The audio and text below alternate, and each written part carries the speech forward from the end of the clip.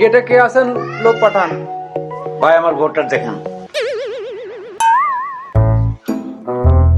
আপনার নাম কি? বীর মুক্তিযোদ্ধা কামরুজ্জামান। আপনার বাবার নাম?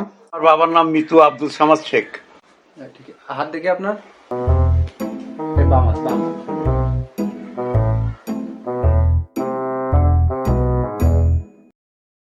ভিতরে যা ভোটটা দিয়ে আসেন, যদি কোনো সমস্যা হয় আমাদের লোক আছে, ঠিক আছে?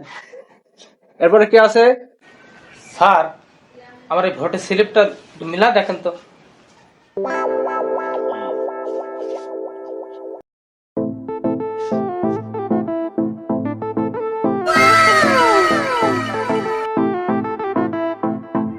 আপনার নাম কি? আমার নাম মৃত চেতন মন্ডল।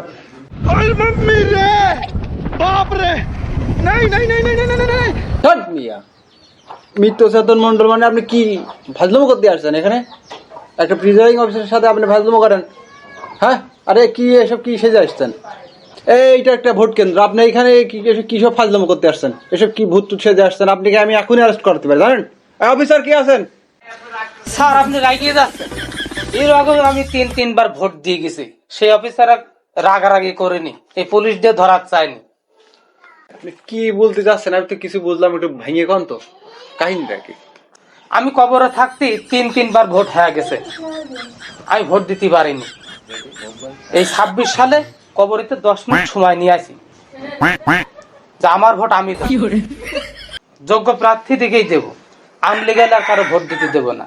আমার ভোটটা তাড়াতাড়ি নিয়ে নেন, আমার সময় খুব কম।